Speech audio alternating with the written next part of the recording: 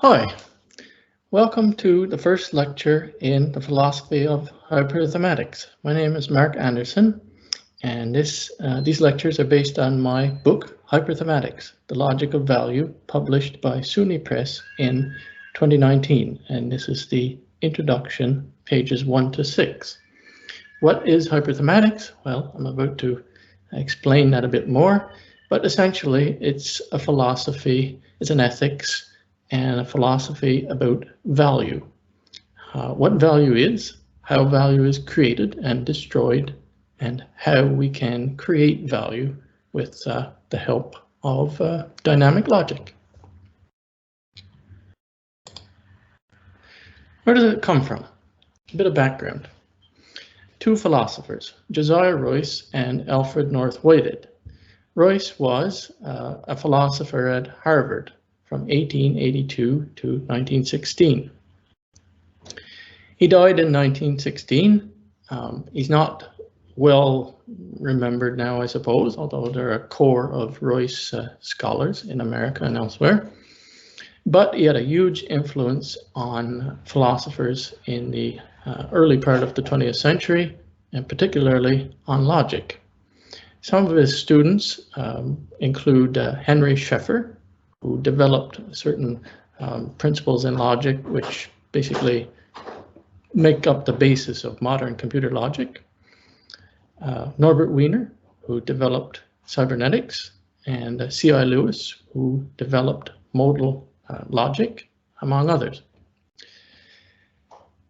Alfred North Whitehead is the other philosopher, and he came originally from England, and he moved to Harvard in 1924. He was well known, I guess now better known, as part of the pair with Bertrand Russell, who wrote Principia Mathematica, comprehensive work on logic in the early 20th century. And he spent the rest of his working life at Harvard developing what's called the process philosophy, his own particular philosophy of organic processes. And he was invited to Harvard by Royce's students, essentially.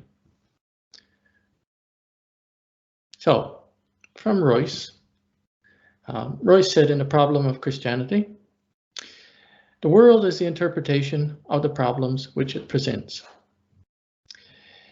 In other words, if we take experience, everyday experience, as a realm of differences, different experiences, challenges, problems, and so forth, then there is always some action of interpretation between these diverse experiences, which joins them together and solves whatever diversity or problem that faces us in some meaningful way. This is the notion of interpretation as a community. In my little schematic here, you see, if we have elements of experience and different experience, then we always have interpretation as an element between them, active interpretation, which joins them together. And the act of interpretation, joining these experiences, creates value, which is held as meaning, as I'll explain a little more fully in a moment. The result is always what Royce would call a community of interpretation. These communities of interpretation, this is the suggestion of hyperthematics, are basically the fundamental building block of the structure of the world, of our experience. You might say the world, in a general sense, is a gigantic community of interpretation, which has within it other lesser communities of interpretation, and I mean here the world in the most general sense. What does it mean to interpret? We use sometimes the word, I interpret such and such, but we use it now in ways which don't always capture the sense here. So one of Royce's examples is of an ancient writer who writes an inscription to be read later by Egyptologists. So the ancient writer has experience, various experiences, life experiences, feed into what the ancient writer will put down in his inscription long ago. And then on the other side of the chain, you have the modern reader. The inscription and the Egyptologist elements, here the famous pair of the Petries, are placed or placing themselves between the ancient writer and the modern reader elements. They're interpreting the ancient writer to the modern reader. And the modern reader will go on, he or she will go on to interpret further to their friends, to their colleagues, and so forth. So this is the sense of interpretation I'm after. And the two aspect of that sense of interpretation is sometimes forgotten. So this is an expanded sense of interpretation, but really it includes what we implicitly mean when we use the word. Interpreting is always interpreting something to something else.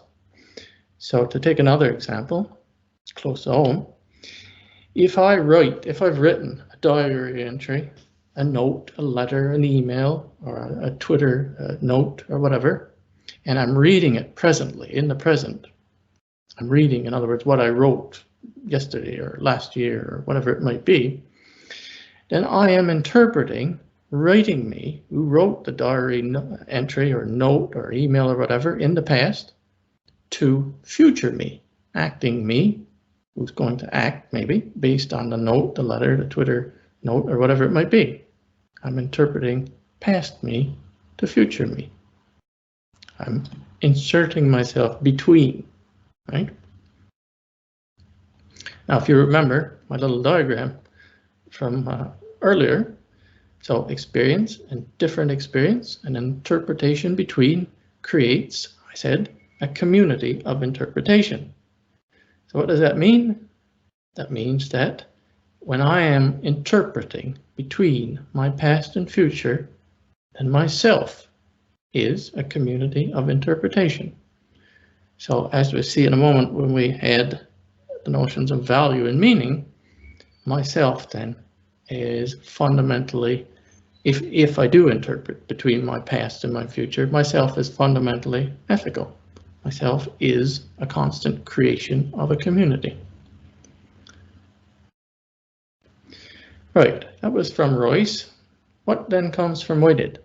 Well, in the Concept of Nature in 1920, Whitehead said, in the first place, there is posited for us a general fact, namely, something is going on. There is an occurrence, right? Something's happening, right? Something is going on. This I would call the flux of processes. Instead of a set of objects interacting in unit instants of time, as in a classical view of things, there is an organic community of processes which are continually interacting with one another to create new processes. In other words, something is going on, something is happening, there's a process going on.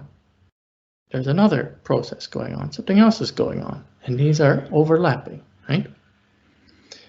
And they're overlapping with something else which is going on, and so on and so forth. And from these overlapping processes, these somethings which are going on, then we can abstract time, space, objects, and so forth. The whole bucket of things that we take to be out there in the world. But for Whitehead, these things, time, space, and objects of our everyday world, they're secondary. They come after. What we're presented with first in experience is the happening, the process. Something's going on. And out of that, we abstract those familiar ways of seeing the world. So this is something like saying that the verb comes first. Swimming. Swimming is going on. Reading is going on. Drinking, sleeping, growing, decaying, and so on. These are primary. So, for example, in the experience of jogging, jogging is going on. Here we have, I think it's Jimmy Carter back in the 70s when he was his younger self, jogging in the park, right? Jogging was going on for him and for people who were watching him as well, probably. if they were. And from that, we can abstract a man in this body, in these shoes, on this path, in these hours, and so on. The experience of jogging comes first. This was Whitehead's reversal of the usual way of seeing things. So now if we combine Royce and Whitehead, we had from Royce experience and different experience and interpretation between those experiences, interpreting of this to this. And from Whitehead, we had something is going on and overlapping with something else, which are going on, and so on. If we combine those, we get a process, a something is going on, a different process, and now an interpretive process, which overlaps them and interprets between them. Right? And the interpreting process is always between and overlapping. So the world then becomes a tapestry of, if you like, of interpreting processes. They come out of the past and they occur in the present being after, but the occurrings, there are occurrings and there have been occurrings, and they overlap and they intertwine and they come together and split apart and they make conglomerations and so forth. And they push further processes to create a future. Out of this flux come meaning and value. The processes of experience join, interpret, and ostensibly, supposedly, sunder other processes of experience to and from one another. In other words, some of them work to join the threads, and some of them work to break the threads, right? And these interpretations, the ones which join the threads, primarily, which tend to, are the ones which create value. And that value is then passed on for the future of the creating process and other processes as meaning.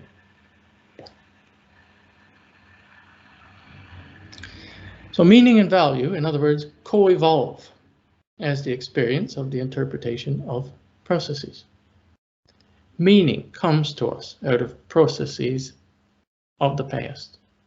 We act upon it, we interpret it, we create value, and the value we create goes forward as meaning for other processes, people, and so on, and nature to act upon. So it's always in flux, and it's always the mash is all together sort of thing, but out of one the other, and out of the other back to the meaning, back to value, and so on. Meaning, value, meaning, on it goes.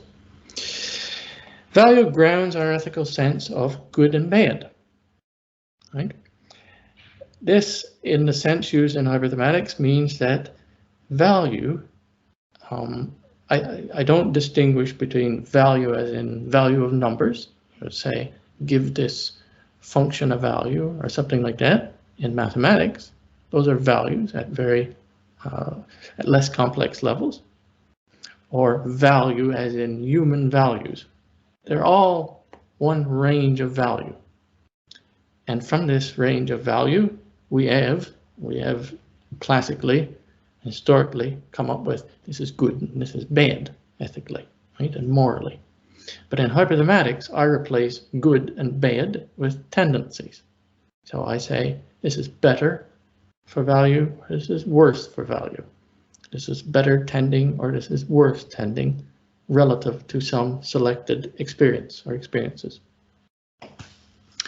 So in that sense, I argue that value fundamentally and meaning ground our moral sense, which in the old sense was the good and bad, and ethics in this hopefully newer sense of better or worse tending.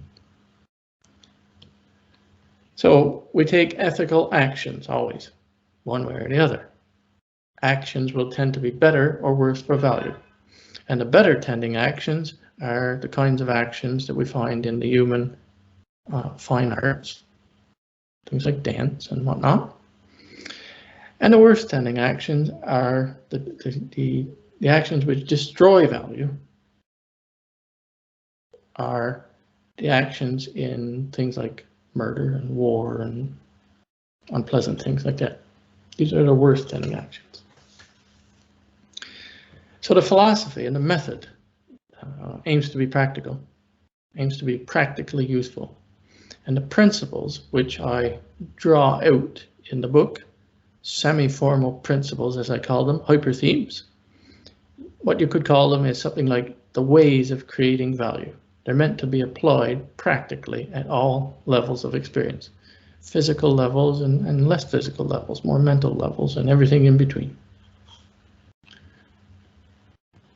So where's this all going? If you've joined me, particularly from a business background or something related, well, with hyperthematic method, what I do is I uncover these principles in human activity, and I uncover them in activity which is better tending for value. So as I said, things like the fine arts, these sort of activities, dance and whatnot, games, sports, narrative, story, music, and things like this. And this makes up the first part of the book. And once I've uncovered them from those activities, according to the dynamic logic which informs the book based on what Royce and Whitehead inspired in me, what I do then is I apply them to commercial corporations as a test case.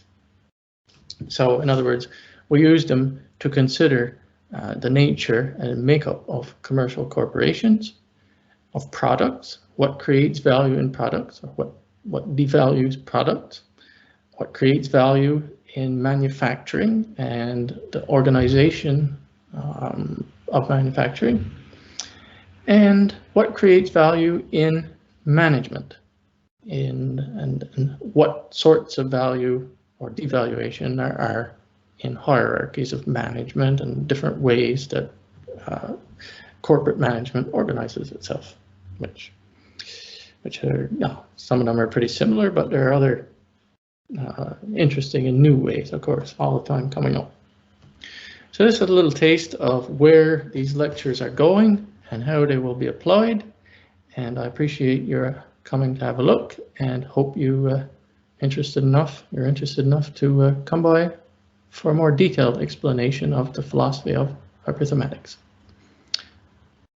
That's all for now, and bye for now.